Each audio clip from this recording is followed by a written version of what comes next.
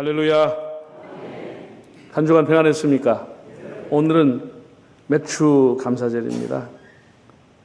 하나님께서 3대 절기를 대대로 지키라고 했습니다. 유월절, 첫 수확이 되는 초실절 혹은 맥주절, 오순절로 불려지는 이 맥주절, 그리고 그 해의 마지막에 추수를 해서 갈무리하는 장막절, 이 세 가지 절기를 대대로 지키라고 했고 지금도 유대인은 그대로 지키고 있습니다. 이 세 가지의 절기의 공통점은 감사라고 하는 것이 바탕으로 되어 있습니다. 하나님이 노예로 살던 그 조상들 애굽에서 인도했다고 하는 것, 출애굽시켰다고 하는 데 대한 감사 뿐 아니라 그 가나안 땅에서 농사를 해서 수확을 얻었다고 하는 그 감사, 또 그해 연말에 또 추수해서 저장하는 그 감사. 그러니까 하나님이 주신 대대로 지키는 절기의 중심에는 감사가 들어있습니다. 누군가 물질 문명과 첨단 과학기술의 시대를 살아가는 오늘의 현대를 가리켜서 더 시대, 영어로 하면 more age, more 시대라 이렇게 말합니다. 더 시대다. 더 어디서 많이 들어보는 소리 아니요? 어디서 그런 소리 합니까? 음주 축정할 때 하는 소리입니다. 더 많이 벌어야 되고, 더 많이 가져야 되고, 더 좋은 차를 타야 되고, 더 넓은 아파트를 가야 되고, 더 좋은 집으로 가야 되고, 더 높은 권력을 추구하고, 더 큰 쾌락을 추구하는 오늘의 시대를 더 시대라고 말합니다. 예수님께서 누가복음 12장에 삼가 탐심을 물리치라, 사람의 생명이 소유에 있지 아니한다고 말씀했습니다. 누구든지 자기의 위치와 분수를 지키고 자족하고 탐욕을 버리면은 현재보다 10배, 100배 더 행복하고 복된 삶을 살 것인데, 현대인은 더라고 하는 중병에 걸려가지고 감사가 사라진 것입니다. 얼굴에는 원망과 불평과 좌절과 분노가 가득한 그런 불행한 삶을 살아가고 있는 겁니다. 아무리 있으면 뭐합니까? 행복하지 않은데. 아무리 많으면 뭐예요? 감사할 줄 모르는데. 그래서 어떻게 행복한 인생이 되겠습니까? 제가 지난주에 여러분에게 말씀드린 것처럼 모세는 그 삭막한 광야의 생활, 아무것도 없는 광야의 생활을 해고하면서 하나님이 우리와 함께 하심으로 우리에게는 뭐가 없었다고요? 부족함이 없었다. 핫셀로 하나님이 우리와 함께 하심으로 부족함이 없었다고 했습니다. 다윗은 자기의 삶을 해고하면서 하나님이 나의 목자가 되심으로 내 인생에 핫셀로 부족함이 없었다라고 고백을 했습니다. 하나님이 함께하는 사람은 항상 그렇게 자족하며 감사하며 살아가는 것입니다. 바울은 빌립보 4장에서 어떠한 형편에 처하든지 내가 자족하기를 배웠노니 풍부에 처할 줄도 알고 빈곤에 처할 줄 알아 일체의 비결을 배웠노라. 내게 능력 주시는 자 안에서 내가 모든 것을 할 수 있느니라고 고백했습니다. 우리 그리스도인은 감사의 조건이 있을 때만 감사하는 사람이 아니고, 바울이 빌립보 감옥에서 감사할 때 하나님의 능력을 깨닫게 되듯이, 선지자 하박국이 비록 무화과 나무에 그리고 포도나무에 우리의 양이 없을지라도, 열매가 없을지라도 구원의 하나님을 인하여서 기뻐하고 감사하고 찬양하는 삶이 그리스도인의 삶입니다. 오늘 성경 본문 시편 100편은 표제 감사의 시라고 되어 있습니다. 시편 93편에서 100편까지는 통치자 하나님, 만왕의 왕이신 하나님께 격조 높은 가락과 내용으로 하나님 앞에 감사하는 내용으로 되어 있습니다. 그래서 지금 유대인들도 회당에서 하나님을 예배하고 찬양할 때 많이 쓰여지는 시편입니다. 특별한 해석이 필요하지 않아요. 해설이 필요하지 않아요. 그냥 그대로 읽으면 내용을 우리가 다 알 수가 있어요. 다시 우리 1절, 2절, 4절을 한번 화면을 보고 읽어보실까요? 온 땅이여 여호와께 즐거운 찬송을 부를지어다. 기쁨으로 여호와를 섬기며 노래하면서 그 앞에 나아갈지어다. 감사함으로 그의 문에 들어가며 찬송함으로 그의 궁정에 들어가서 그에게 감사하며 그 이름을 송축할지어다. 온 땅이여 즐겁게 하나님을 찬송하라. 즐거운 마음으로 하나님 앞에 나가라. 감사함으로 찬송함으로 기쁘게 하나님을 높여드리라. 이렇게 말씀하고 있습니다. 왜 하나님 앞에 감사해야 되죠? 왜 하나님 앞에 찬송해야 되죠? 그 이유도 3절에 다 나와 있습니다. 왜 하나님 앞에 감사 찬송해야 되느냐? 3절 한번 읽어볼까요? 여호와가 우리 하나님이신 줄 너희는 알지어다. 그는 우리를 지으시니요 우리는 그의 것이니 그의 백성이요 그의 기르시는 양이로다. 하나님은 우리를 지으시니요 우리는 그의 것이니 그의 백성이요 그의 기르시는 양이로다. 인간이 하나님 앞에 감사와 찬양해야 될 이유가 명백하게 나와 있습니다. 아주 분명하게 나와 있습니다. 하나님과 나와의 관계라고 하는 겁니다. 하나님과 우리 인간과의 관계, 어떤 사이인지를 가르쳐주는 내용입니다. 시간 한 달 전에 후배 아끼는 목사님이 진로에 있어서 아주 중요한 상담을 요청해 왔습니다. 그래서 자기 형편, 자기 현재 있는 사정들을 다 듣고 제가 건면해 줬습니다. 자네가 인생을 60을 살아왔는데 중요한 것은 조금 더 좋은 자리, 조금 더 보수가 좋은데 조금 더 인간적으로 좋아 보이는 곳, 그런 것을 선택의 기준으로 삼지 말아라. 이만큼 살아왔는데 이제는 모든 것을 결정할 때 관계를 우선시하고 살아라. 지나온 맺었던 사람과의 인연, 교회와의 인연, 관계를 다 깨버리고 아무리 좋아도 가지 말아라. 그럼 결코 행복한 길이 못 되고 결코 너의 인생의 꽃길이 아니다. 관계를 중요시하는 그런 길을 선택해야 행복하게 되는 것이다. 사람이 맺어온 인연이 얼마나 귀한 것인데 그 관계를 끊고 그건 아니다. 제가 이렇게 건면을 드렸습니다. 지난주에 저한테 문자가 오고 전화가 또 왔어요. 네. 목사님 말씀대로 그렇게 따르겠습니다. 그럼 시편의 100편은 왜 우리가 하나님 앞에 감사하며 찬양해야 되느냐라고 하는 데 대해서 하나님과의 관계를 얘기하고 있습니다.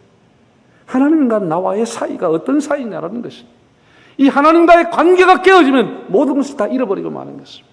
그냥 유리잔이 깨지듯이 다 깨져버리고 마는 것입니다. 다 새버리고 마는 것입니다. 하나님과 어떤 관계지요? 첫째는 그는 우리를 지으신 분이라고 했어요. 지으신 분.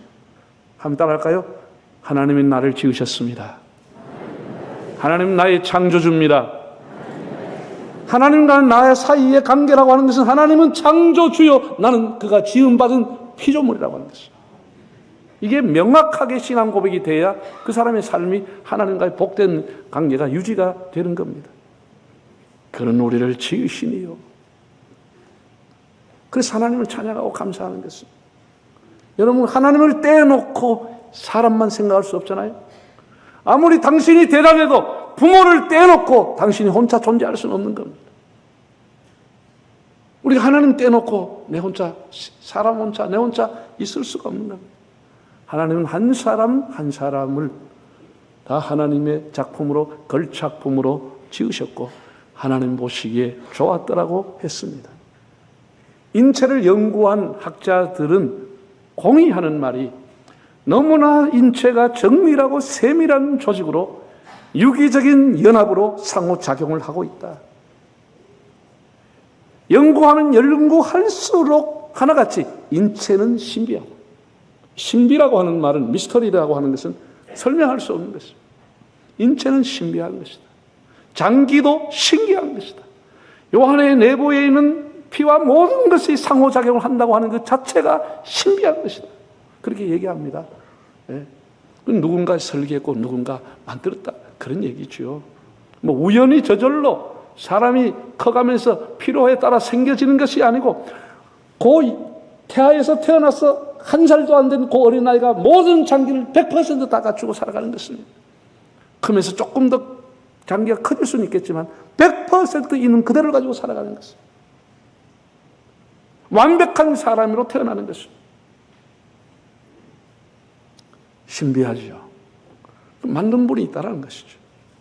다윗이 일찍이 주전 1000년경에 살았던 다윗이 3000년 전에 이 놀라운 이 신비를 깨달았다는 거예요. 다윗은 엄청나게 영감을 많이 받은 사람이에요. 시편 139편 한번 화면을 보고 읽어보실까요? 주께서 내 내장을 지으시며 나의 모태에서 나를 만드셨나이다. 내가 주께 감사하오면 나를 지으심이 심히 기묘하심이라. 주께서 하신 일이 기이함을 내 영혼이 잘 아나이다. 하나님이 나를 어머니 모태에서 지어주셨고 나를 신묘막측하게 지었다. 신비롭게 나를 지었다. 이렇게 다윗이 고백했습니다. 조선어 성경을 보면 더 마음에 와닿게 기록됐더라고요. 조선어 성경 한번 읽어볼까요? 당신은 오장육부 만들어주시고 어머니 뱃속에 나를 빚어주셨으니 내가 있다는 놀라움, 하신 일의 놀라움, 이 모든 신비들 그저 당신께 감사합니다. 당신은 이 몸속을 속속들이 다 아십니다. 우리의 있는 오장육부 하나님 다 어머니 배에서 만들어주셨고 내 장기 모든 것 속속이 알고 계신 분이다 고백을 했습니다. 놀랍죠. 신비하다고 하는 겁니다. 신비하다고 하는 것은. 여러분, 지금 우리가 일상으로 사용하고 있는 컴퓨터라고 하는 것도 저절로 생겨난 거 아니잖아요. 누군가 컴퓨터를 만든 사람, 개발한 사람, 발명한 사람이 있는 거예요. 누군가 한 거예요. 이 컴퓨터의 아버지라고 불려지는 사람은 영국의 수학자요 과학자였던 앨런 튜링이라고 하는 사람입니다. 앨런 튜링이 영국의 정부로부터 요청을 받고 독일 군대의 암호를 해석하는 것을 발견했습니다. 발명했다 할까? 연구했습니다. 그래서 독일 군대가 움직이는 군사 모든 것을 이 사람이 암호를 해석해버린 거예요.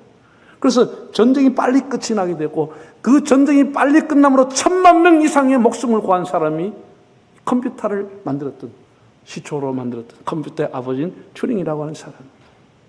너무나 놀랍죠. 그 이후에 컴퓨터는 많이 발전이 되어 왔죠. 이 지금 우리가 온 세계 남녀노소가 다 손에 들고 다니고 사용하는 휴대폰이라는 게 있습니다. 이것도 우리 삶에 엄청난 변화를 가져왔습니다. 이 휴대폰 조그만 한 개 온 세계 정보가 다 들어가 있잖아요. 뉴스가 다 들어가 있어요. 네.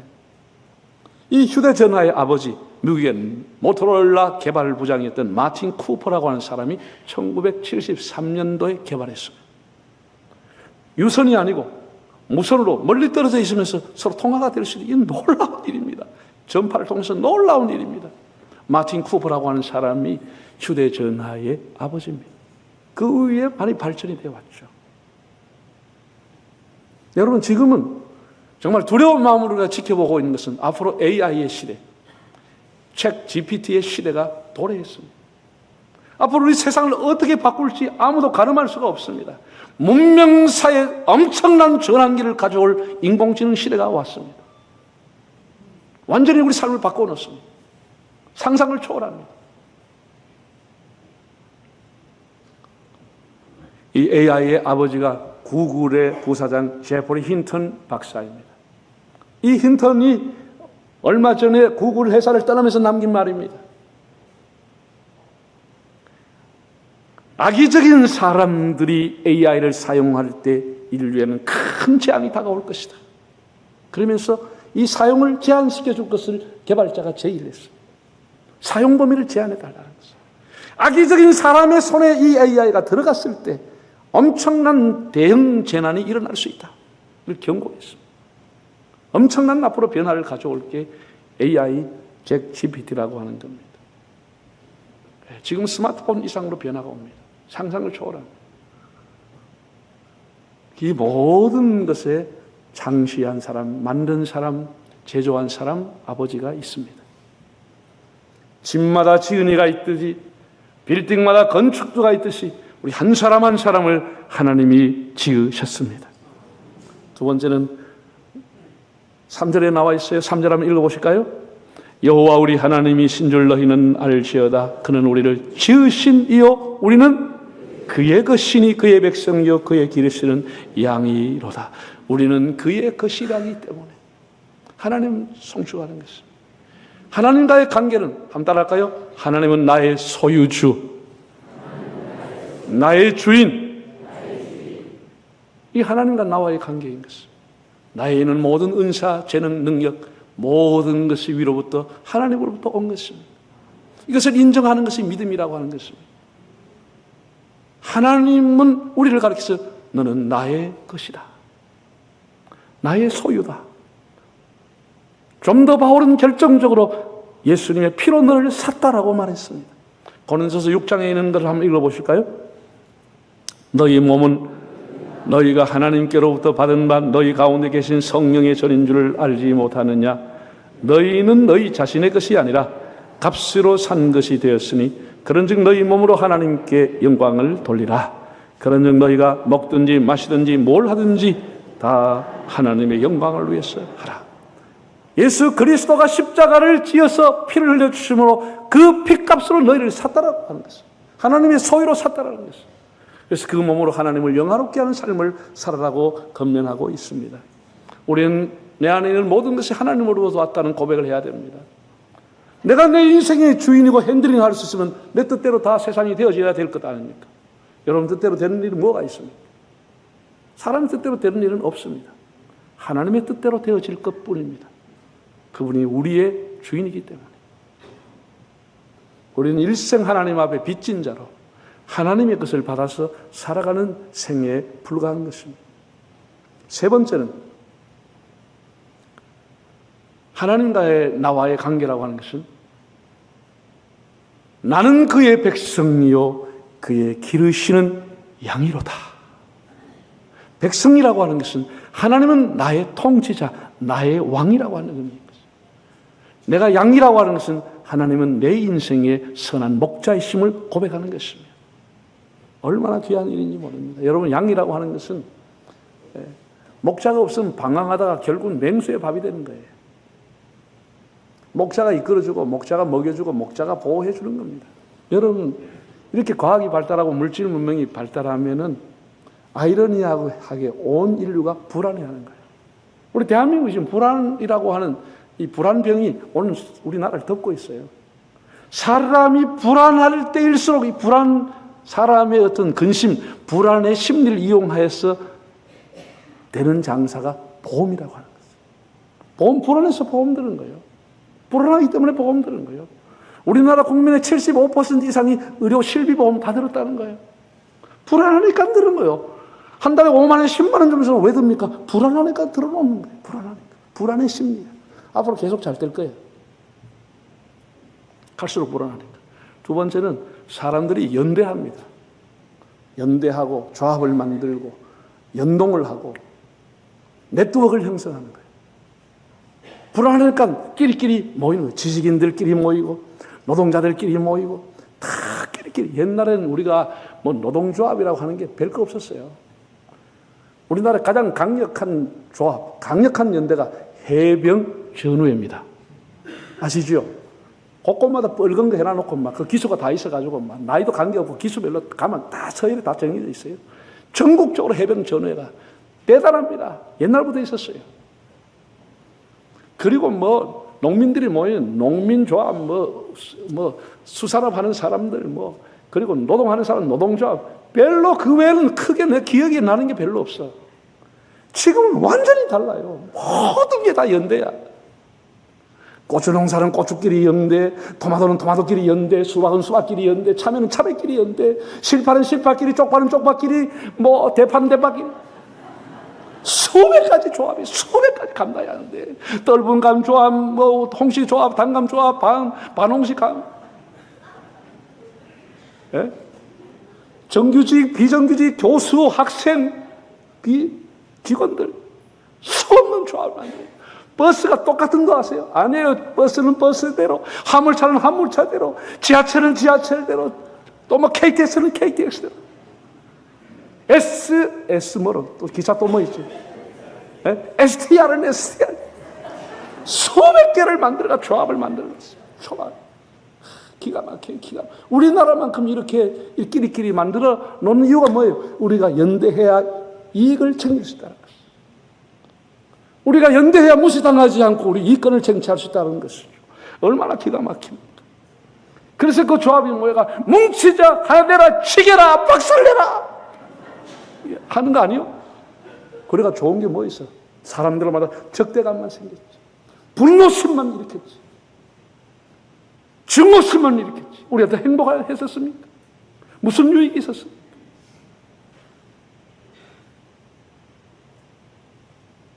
나는 그래도 그 수백 가지 농사 조합 중에서 교회가 조합이 없는 게 얼마나 감사한지 몰라. 우리 교회 수천 명 모이는데 그냥 장로는 장로끼리, 목사는 목사끼리, 장로 될까 말까 한 사람 될까 말까 장끼리, 이런 사람 모여가 왜 장로 안 시키냐 딜 받고 막 가음을 질러 새기고 목사님 만납시다 하고 이러면 아휴,